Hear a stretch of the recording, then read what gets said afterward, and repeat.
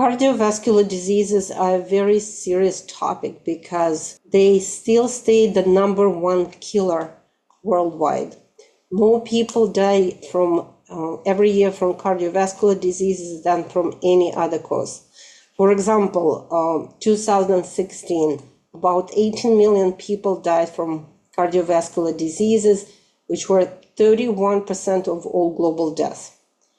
And out of this 31%, 85% were due to heart attacks and stroke. The only good thing that could be said about cardiovascular diseases is up to 90% of them could be prevented. And that's even by pretty easy measures. So healthy eating, exercise, no drinking or smoking, and that will decrease the risk of CVD very much. Very typical cardiovascular disease is hypertension.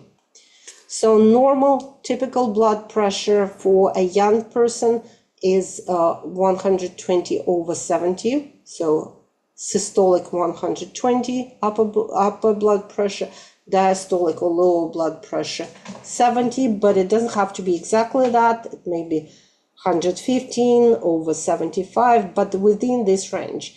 As people grow older, the blood pressure usually increases a little bit. Hypertension also happen. It's a low blood pressure, and it's a pretty serious condition. But hypertension or high blood pressure is extremely common. So in United States, more than 30% of population have the hypertension. So the hypertension is usually defined as when the blood pressure is above 140 for systolic and 90 for diastolic. And also hypertension is always called the silent killer because there are no obvious symptoms, at least not in the beginning. But at the same time, higher blood pressure makes it more difficult for heart to pump the blood, the heart to work harder. And in this case, it's not that the heart becomes stronger. No, that weakens the heart over the long period of time. It also can cause the formation of plaques. I'll show you what the plaques are, because high blood pressure causes the small blood vessels to rupture. And that increases also the risk of formation of clots in the blood. It damages kidneys, and there is a kind of a vicious circle because if there is a higher blood pressure, there is less blood flow to the kidneys. Kidneys release special enzyme that increases blood pressure, and so the blood pressure is increased. That even more lessens the blood flow to the kidneys, so more enzymes is released and more blood pressure is increased. So many drugs, they actually break this cycle, many drugs that fight the high blood pressure. And because of this, the consequences of high blood pressure can be heart attacks, strokes, and kidney failure. So if you have a chance to measure your blood pressure, you can, and that will give you the idea what type of blood pressure you have. So this is for systolic and this is diastolic, and the optimal range is, as I said, like around 115 for the upper and 75 for the lower blood pressure. Another disease is atherosclerosis. So this is a build-up of fats and cholesterol and some other substances on the surface or inside the artery walls with the formation of the so-called plaques. So first of all, the plaques, if you see, they take the space and they severely reduce the blood flow in the blood vessels. On top of it, the plaques create the place where they trigger the formation of the blood clots. That's where the blood cells can get stuck and start forming the blood clot. So the blood clots, the derivative blood clots can block the blood flow also. So, and the result, if it happened in the heart, then you will have the heart attack. If it's in the brain, it's a stroke. It is very often the formation of plaques often happens in the blood vessels of the heart, but it's actually they can form in any place of the body. And this is an example. This is the plaque was removed from the carotid artery. That's the artery that takes blood to the brain. So you can imagine how much the blood flow was reduced to the brain. A little bit about cholesterol. Cholesterol has a very bad reputation in health. In reality, cholesterol is absolutely essential for the human body. If the child doesn't get enough cholesterol, that can affect the development, including brain development. Cholesterol is normally synthesized by the body, but it's also can be received with the diet, with your food. And that's where the problem lies, because sometimes if you eat very cholesterol-rich diet, the levels of cholesterol in the blood exceed the norm.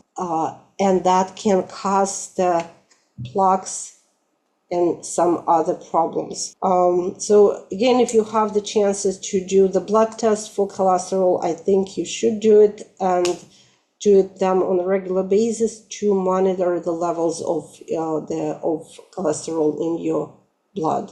And these are some numbers that you can take as a reference points. Another disease is aneurysm. Aneurysm is when the wall of the artery becomes weak, and because of the blood pressure, it becomes extended. Like here, for example, that's thoracic aorta, normal, and if the cells of the blood vessel become weak, it starts to bulge, or like for example here, or this is the actual picture of the bulging artery in the brain of the person. In many cases, the aneurysm, they don't exhibit any symptoms and they're not dangerous, and the person might live for entire life. He or she has the aneurysm, never will know about it. The problem is when this aneurysm, because the walls are weakened, it can rupture, and especially if this is the aneurysm of a big blood vessel, like here, for example, aorta, or so the person will bleed internally very fast. Or if it happens in the brain, that will cause the hemorrhage in the brain, and these are really life-threatening disorders. And I've been a witness, a person that I worked with.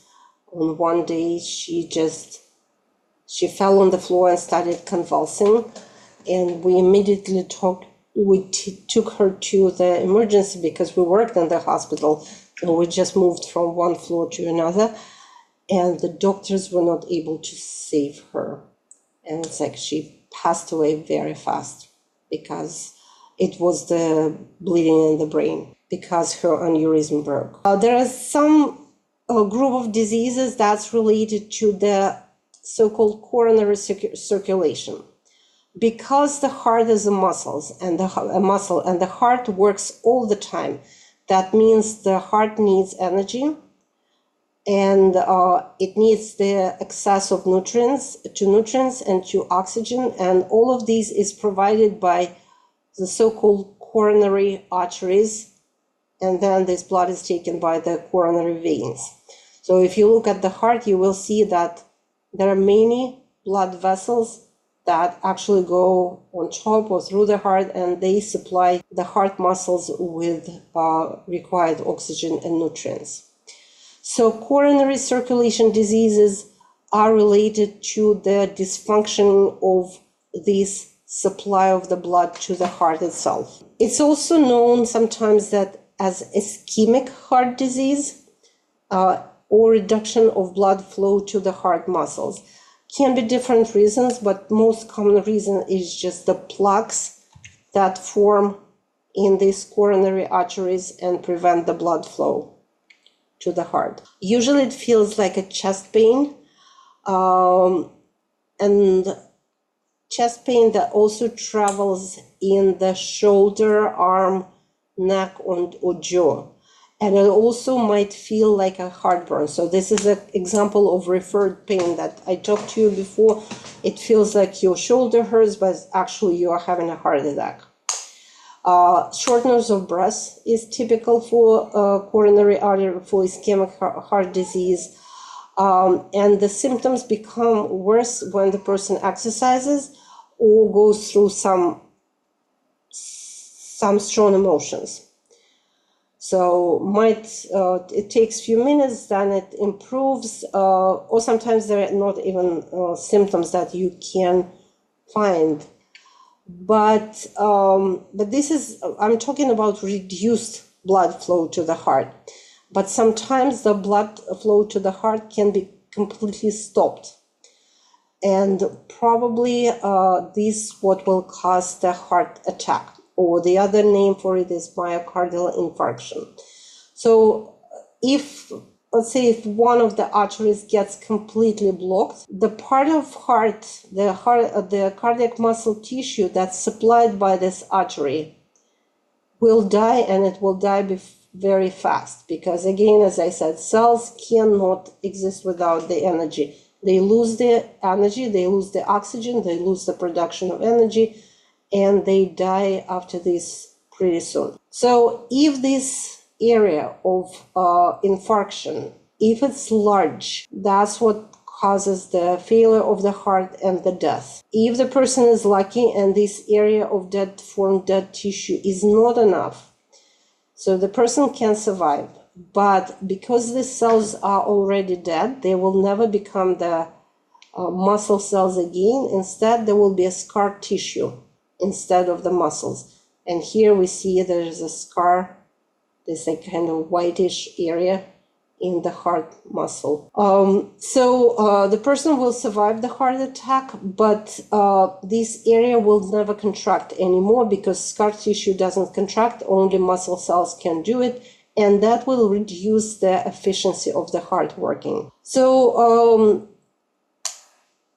myocardial infarction usually caused by either by the plaques, like here, or by the formation of the clot that blocks the blood vessel. How to deal with the coronary artery disease? There's some medication that dilate the blood vessels, so they allow more blood to flow to the heart. Or if it's cannot be resolved by medications, there are several surgical procedures, and the